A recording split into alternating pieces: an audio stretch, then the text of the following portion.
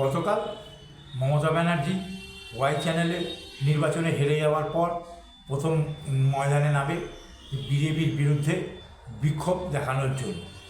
কোনো জায়গায় জায়গা না পেয়ে, মঞ্চ বাঁধতে না পেরে ওই বাস প্রতীক্ষালয় থাকে, সেই বাস প্রতীক্ষালয়ে তিনি তার বিক্ষোভ প্রদর্শন করেন, ওখানেই অবস্থান করেছিলেন। এখন পশ্চিমবঙ্গের এই বাস প্রতীক্ষালয়গুলোর অবস্থা হয়েছে ভাঙাচোরা একটা সেট, তার মধ্যে যে সিটগুলো ছিল সেই সিটগুলো পর্যন্ত চুরি করে নিয়ে গেছে। যত্রতত্র আপনারা এরকম বাস প্রতীক্ষালয়গুলো দেখতে পাবেন। এরকমই একটা বাস প্রতীক্ষালয়ে বসে মমতা ব্যানার্জি বিক্ষোভ প্রদর্শন করেছেন, যেটা সম্পূর্ণভাবে একটা নাটক ছিল বলতে পারে।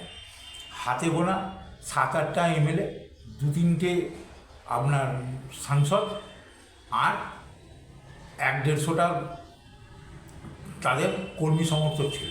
কর্মী সমর্থকের থেকে সাংবাদিক বেশি ছিল, আর সাংবাদিকের থেকে বেশি ছিল এই নাটক দেখতে আসা লোকজনের জমায়েত। এই জমায়েতটাকে মমতা ব্যানার্জি বলে দিয়েছে যে আমাদের বিশাল জমায়েত, এখান থেকে তৃণমূলের সিংহগর্জন শুরু হলো। এখন আপনারা দেখুন যে শুভেন্দু অধিকারী, আপনারা পাশে যে ছবিটা দেখতে পাচ্ছেন, সেখানে বলছেন যে 150 লোক আর 200 সাংবাদিক নিয়ে এই তৃণমূল দলটা ফলতার মতো অবস্থা হয়ে গেছে। অর্থাৎ মমতার এই ধর্ণা মঞ্চকে মাননীয় মুখ্যমন্ত্রী শুভেন্দু অধিকারী এক প্রকার কটাক্ষই করেছেন। ওই ধর্ণা মঞ্চে আপনারা দেখতে পাচ্ছেন পাশের ভিডিওতে মমতা ব্যানার্জি ঠিক কী বলেছে। আমি যেখানে বসে আছি ইটের মতো শক্ত, বসাও যাচ্ছে না। ভাই, পুলিশের বন্ধুরা গল্প করতে গেলে আপনারা একটু পিছিয়ে করুন দয়া করে, কারণ আমাকে তো মাইকে চিৎকার করতে হচ্ছে, এটা তো হ্যান্ড মাইক। আর আমাদেরও যদি কেউ থাকেন কথা বলেন পুলিশের সাথে, প্লিজ দয়া করে চুপ করুন। আর তারা বলুন, মমতা ব্যানার্জির ঔদ্ধত্য অহংকার এখনও যায়নি, যে হেরে ভূত হয়ে গেছে সেটা উনি বিশ্বাসই করতে পারছেন না। যেখানে বসে আছি সেই জায়গাটা শক্ত, আর লোহার ওপর বসে থাকলে শক্ত তো হবেই, ইটের ওপর বসলে, পাথরের ওপর বসলে তো শক্ত তো হবেই। চুরি করে নিয়ে গেছে। রক্ষণাবেক্ষণের অভাব ছিল তো রাজ্য সরকার তো কিছুই করেনি।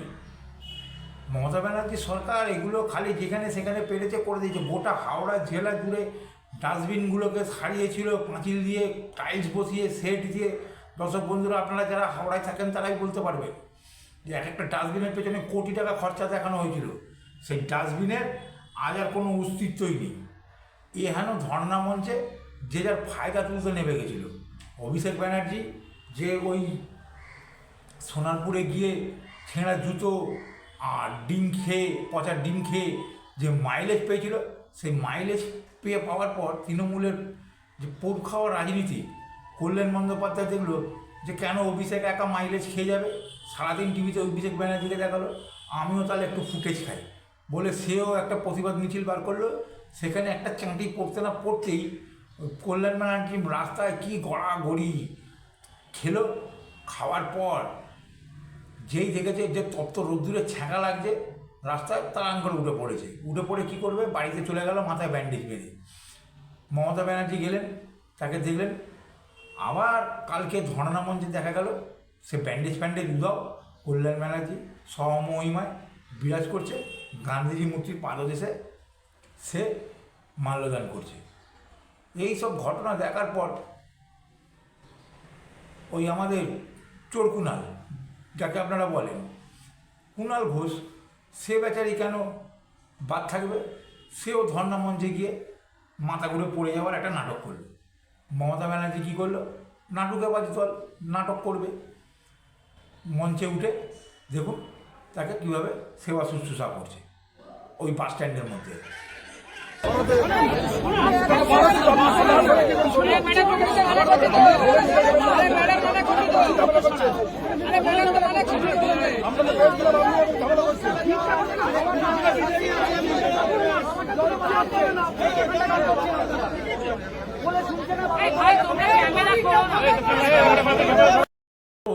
জীবদ্দশায় কল্পনা করতে পারিনি যে মমতা ব্যানার্জি তার মাথার কাছে দাঁড়িয়ে হাওয়া করবে। কোন মমতা ব্যানার্জি? যে মমতা ব্যানার্জি কুণাল ঘোষকে জেল খাটিয়ে ছেড়েছিল, সেই মমতা ব্যানার্জি। এই যখন চলছে তখন মমতা ব্যানার্জি ঘোষণা করে দেন যে 8ই জুন ইন্ডিয়া জোটের বৈঠকে যোগ দিতে তিনি আর তার ভাইপো যাবে। এখন ঘটনা হচ্ছে তিনি যেতেই পারেন ইন্ডিয়া জোটের শরিক হিসেবে বৈঠকে যোগ দিতে। আজকে সকালবেলা 10টা-11টা থেকে তৃণমূলের অন্দরে বিশাল নাটক হয়ে গেছে যে প্রায় 58 জনের কাছে বিক্ষুব্ধ বিধায়ক দল ছেড়ে বেরিয়ে আলাদাভাবে স্পিকারের কাছে বিরোধী দলের তকমা পাওয়ার জন্য আবেদন করে দিয়েছে। তারা বলে দিয়েছে যে আমরাই আসল তৃণমূল। অভিষেক ব্যানার্জিকে চিঠি পাঠিয়েছিল শোভনদেব চট্টোপাধ্যায়কে বিরোধী দলনেতা করবার আবেদন জানিয়ে, সেই চিঠি খারিজ করা হোক। এই 58 জন বিধায়ক সশরীরে হাজির হয়ে আজকে ঋতব্রত বন্দ্যোপাধ্যায়কে বিরোধী দলনেতা হিসেবে মান্যতা দেওয়ার জন্য আবেদন কিন্তু অলরেডি ওখানে জানিয়ে দিয়েছে। এখন তৃণমূল দলটা দাঁড়িয়ে গেছে দুজনে, পিসি আর ভাইপো। ওই 8 জন এমএলএ আর 3 জন এমপি কতদিন থাকে সেটাও একটা দেখার ব্যাপার। ঠিক আছে, ওই 8 জুন যে ইন্ডিয়া জোটের বৈঠক হবে, ওখানে মেন মমতা ব্যানার্জির তৈলমর্দন করার ব্যাপার আছে জাতীয় কংগ্রেসকে। কারণ কংগ্রেসই পারে একমাত্র তৃণমূলকে বাঁচিয়ে তুলতে। কারণ ওই অখিলেশ যাদব, তারপরে হচ্ছে কেজরিওয়াল, তারপরে আপনার উদ্ধব ঠাকরে, এনসিপির শরদ পাওয়ার, পশ্চিমবঙ্গে এদের কারোর কোনো গুরুত্ব নেই, কারোর এক পিস ভোট নেই, কারোর এক পিস লোক নেই। আছে শুধুমাত্র জাতীয় কংগ্রেসের আর ওই সিপিএম তো তৃণমূলের সাথে জোট করবে না। করলে এই মরা তৃণমূলকে হাত ধরে টেনে তুলতে পারে একমাত্র কংগ্রেস। কোন কংগ্রেস? যে কংগ্রেসের রাহুল গান্ধীকে মমতা ব্যানার্জি বলতো খোকাবাবু, যে কংগ্রেসের রাহুল গান্ধীকে বলতো বসন্তের কোকিল। 2024 সালের ইলেকশনের সময় কংগ্রেস যখন জোটের কথা বলেছিল, ইন্ডিয়া জোটের কথা, মমতা ব্যানার্জি ফুৎকারে উড়িয়ে দিয়েছিল যে আমরা বিজেপিকে আটকাতে একাই 100, কংগ্রেস আমাদের দরকার নেই। গোয়ায়, ত্রিপুরায়, মেঘালয়, বিভিন্ন জায়গায় কংগ্রেসের জেতা রাজ্যগুলোতে মমতা ব্যানার্জি প্রার্থী দিয়ে ভোট কেটে এক প্রকার কংগ্রেসকে হারিয়েই দিয়েছে আপনারা বলতে পারেন। সেই কংগ্রেসের পায়ে পড়বার জন্য আজকে মমতা ব্যানার্জিকে ইন্ডিয়া জোটের নাম করে দিল্লি যেতে হচ্ছে। কংগ্রেস হাইকমান্ড ভালোভাবে জানে যে হেন প্যাঁচে পড়ে যাওয়া মমতা ব্যানার্জির সঙ্গে কী ব্যবহার করাটা উচিত। তৃণমূলের অলরেডি 20 থেকে 22 জন এমএলএ কংগ্রেসের সঙ্গে যোগাযোগে রয়েছে। কংগ্রেসের হাইকমান্ড দরজা খুললেই তারা কিন্তু কংগ্রেসে পুনরায় ফিরে আসবে। এই সব যখন চলছে তখন মমতা ব্যানার্জি হঠাৎ একটা কথা সাংবাদিকদেরকে বলে বসেন, যা সম্পূর্ণরূপে দেশ বিরোধী। কারণ তিনি মুখ্যমন্ত্রীর চেয়ারে বসাকালীন সংবিধানের শপথ নিয়েছিলেন।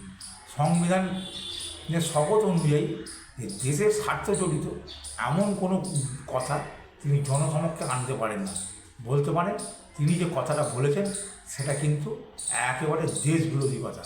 আপনারা আগে শুনে নিন মমতা ব্যানার্জি গতকাল তার ওই নাটকের ধর্ণা মঞ্চ থেকে ঠিক কী অভিযোগটা করেছিলেন। বাংলাদেশ থেকে একটা বড় খুনিকে এসটিএফ অ্যারেস্ট করেছিল, জেনে রাখুন। যা নিয়ে বাংলাদেশে অনেক রেভলিউশন হয়েছিল। অন্য দেশের কথা আমি বলছি না, আমার বলার অধিকার নেই, কিন্তু আমি যেটা বলছি পয়েন্টটা। তারপরে তারা মেঘালয় গিয়ে বাংলায় চলে আসে। বাংলায় যখন চলে আসে তখন আমাদের এসটিএফ তাকে ধরে, এটা তাদের ক্রেডিট। তারপরে হোম মিনিস্টার নিজে আমাকে ফোন করে বলছেন, এতদিন তো কই আমি বলিনি, মুখ করিনি, আজকে অত্যাচারের শেষ সীমায় গেছেন বলে। কারণ এটা জানে, আমি এখনো নামটা বলছি না ভদ্রতা করে, বাংলাদেশের লোক উত্তাল হয়ে যাবে। আমি সেটা চাই না, আমি দেশকে ভালোবাসি না, বলবো না দেশের স্বার্থে। কি বললেন? आप थोड़ा आपको बंगाल पुलिस को बोल दो ये बात बाहर में नहीं कहने के लिए, एक देश के लिए है। কাকে দিয়ে খুন করিয়েছিলেন, কার কার নাম বেরিয়েছিল। আজ গভর্নমেন্ট চেঞ্জ হলেও মনে রাখবেন, আমি তো সবটাই জানি। আমার হৃদয়টাই একটা কথা ভান্ডার, তথ্য ভান্ডার, সত্য ভান্ডার। আমি তো সম্পদের ভয়ে কর্মীদের জলে ভাসিয়ে দিয়ে দল ছেড়ে চলে যাব না। আমার তো দেখলেন মমতা ব্যানার্জির কথাগুলো, এ একেবারে দেশ বিরোধী কথাবার্তা বলছে। সংবিধানের পাঠ নিয়ে মুখ্যমন্ত্রী চেয়ারে বসেছিলেন। যদি ভারতের স্বরাষ্ট্রমন্ত্রী পশ্চিমবঙ্গের মুখ্যমন্ত্রীকে কোনো অনুরোধ করে থাকে, সেটা সম্পূর্ণরূপে দেশের সাথে গোপন থাকা উচিত। তিনি যে হত্যাকাণ্ডের কথা বলছেন, সেটা সম্ভবত বাংলাদেশের ওসমান হাদি ছাত্রনেতা, তার হত্যাকাণ্ডের কথা বলছেন। বাংলাদেশ পুলিশ কিন্তু তারপরেই বলে দিয়েছিল যে হত্যাকারী মেঘালয় দিয়ে ভারতবর্ষে পালিয়ে গেছে। সেই সময়কার বাংলাদেশের পোর্টালগুলো আপনারা খুললে একটু সার্চ করলেই পেয়ে যাবেন যে বাংলাদেশের গোয়েন্দা বিভাগ এই রিপোর্ট অলরেডি তাদের তৎকালীন সরকারকে দিয়ে দিয়েছিল। সেই খুনি মেঘালয় হয়ে কলকাতায় পালিয়ে আসে বলে মমতা ব্যানার্জির অভিযোগ, এবং তার সরকারের এসটিএফ তাকে গ্রেপ্তার করে। সেই খবর স্বরাষ্ট্রমন্ত্রী দিল্লির কাছে গেলে স্বরাষ্ট্রমন্ত্রী সেটা প্রকাশ করতে অনুরোধ করে। মমতা ব্যানার্জি এই কথা বলে বাংলাদেশকে পুনরায় উত্তাল করবার চেষ্টা করছেন, ভারতবর্ষের স্থিতাবস্থাকে উত্তাল করবার চেষ্টা করছেন, বাংলাদেশের মানুষজনকে খেপিয়ে তুলছেন ভারতবর্ষের প্রতি, ভারতের প্রতি যাতে তাদের ঘৃণা আরও বেশি করে বর্ষিত হয়। মনে রাখতে হবে, এই মমতা ব্যানার্জির আমলে বাংলাদেশের জামাতিরা পশ্চিমবঙ্গের বর্ডার বড় বড় এলাকাগুলোতে সব জায়গায় নির্বাচনে কিন্তু তারা জিতেছিল। এই জামাতিদের প্রধান আশ্রয়স্থল ছিল পশ্চিমবঙ্গ। বিজেপি জেতাতে, মমতা হারাতে বাংলাদেশে বিক্ষোভ মিছিল হয়েছিল এই জামাতিদের। তৃণমূলীদের যত না কষ্ট হয়েছে, তার থেকে শতগুণ হাজার গুণ বেশি কষ্ট হয়েছিল বাংলাদেশের জামাতিদের। তাদের প্রধান আশ্রয়স্থল আজকে বন্ধ হয়ে গেছে। তারা পালাবে কোথায়, সন্ত্রাস করবে কোথায়? মমতা ব্যানার্জিকে কিন্তু ইমিডিয়েট কেন্দ্রীয় সরকারের যে তদন্তকারী সংস্থাগুলো আছে তারপরে হেফাজতে নেওয়া। কেন, তার কাছে কী তথ্য আছে সেটা জানার জন্য। আমরা জানি মমতা ব্যানার্জি স্বভাবসিদ্ধভাবে, জন্মগতভাবে তিনি বায়োলজিক্যাল মিথ্যাবাদী। তার কথার কোনো সত্যাসত্য নেই। তিনি আজকে হেরে যাওয়ার পর দেশ বিরোধী কথা বলছেন, উপমহাদেশকে উত্তপ্ত করার কথা বলছেন, দুটো রাষ্ট্রের মধ্যে অসন্তোষের বাতাবরণ তৈরির কথা বলছেন, যেটা তিনি সংবিধানের শপথ নিয়ে বলতে পারেন না। মুখ্যমন্ত্রী থাকাকালীন তার গোচরে অনেক কথা এসেছিল, শপথেই বলা হয় যে আমার গোচরে যা আসবে রাষ্ট্রহিতে তা আমি জনসমক্ষে আনব না। এহেন মুখ্যমন্ত্রী সেটাই করেছে। তৃণমূল বেসিক্যালি নীতি জ্ঞান কাণ্ডজ্ঞানহীন একটা দল, রাষ্ট্রবিরোধী দল, যার কোনো নীতি নেই, আদর্শ নেই, একটা সম্পূর্ণরূপে সাম্প্রদায়িক দল। একটা সম্প্রদায়কে 15 বছর ধরে শুধু তোলা দিয়ে গেছে, অর্থাৎ তাদেরকে তোষণ করে গেছে। বলেছে যে গরু দুধ দেয় সে গরু লাথি খেতে হয় বলে। আর কি বলেছে একটা সম্প্রদায় যদি একজোট হয় তাহলে আরেকটা সম্প্রদায়ের 12টা থেকে 13টা বাজাতে 1 মিনিট সময় লাগবে। এহেন তৃণমূলকে নির্বাচন কমিশনের ইমিডিয়েট সাসপেন্ড করে দেওয়া উচিত। তাদের নির্বাচন কমিশনের তালিকাভুক্ত যে দল, সেই দল থেকে তাদেরকে, দলের তালিকা থেকে তৃণমূল কংগ্রেসকে বহিষ্কার করে দেওয়া উচিত। কেন্দ্রীয় সরকারের উচিত মমতা ব্যানার্জিকে ইমিডিয়েট হেফাজতে নেওয়া। কারণ এই ধরনের কথা যদি কোনো সাধারণ ব্যক্তি বলতো তাহলে কিন্তু সরকার সোজাসুজি তার উপর স্টেপ নিত। মমতা ব্যানার্জি কিন্তু আজকে সাধারণ ব্যক্তি, তার কিন্তু কোনো সাংবিধানিক পদ নেই, তাকে অ্যারেস্ট করার জন্য কোনো বাধাও নেই। সুতরাং তাকে হেফাজতে, দেশের স্বার্থে, উপমহাদেশের স্বার্থে, বাংলাদেশের সঙ্গে সুসম্পর্কের স্বার্থে তাকে হেফাজতে নেওয়াটা কেন্দ্রীয় সরকারের একান্তই উচিত বলে আমি মনে করি। এই যে ইন্ডিজোটের মিটিংয়ে মমতা ব্যানার্জি যাবে, বিশেষ করে কংগ্রেস হাইকমান্ডে এ ব্যাপারে কিন্তু সজাগ দৃষ্টি রাখতে হবে যারা কাদের সঙ্গে তারা মিটিং করতে চলেছে। কারণ হাইকমান্ড ভালোভাবে জানে যে পশ্চিমবঙ্গে তৃণমূল বলে অবশিষ্ট আর কিছু নেই। একজন সিনিয়র নেতা তিনি আসবেন সম্মানের খাতিরে, তার সঙ্গে হয়তো হাইকমান্ড কথা বলবে, গুরুত্ব তাকে যে দেবে না এক প্রকার এটা নিশ্চিত। আগামী 2-3 মাসের মধ্যে তৃণমূল একেবারে ধুলোয় মিশে যাবে। সুতরাং দর্শক বন্ধুরা, আপনারা নিশ্চিন্তে থাকুন, কংগ্রেসের উত্থান হতে পারে তৃণমূলের একেবারে পতনের মধ্যে দিয়ে, সেটা হাইকমান্ড জানে। তৃণমূলকে কংগ্রেস হাইকমান্ড আর পাত্তা দেবে না বলে আমার মনে হয়। আমার আর বিশেষ কিছু বলার নেই। জয় হিন্দ, বন্দে মাতরম, ভারত মাতা কি জয়।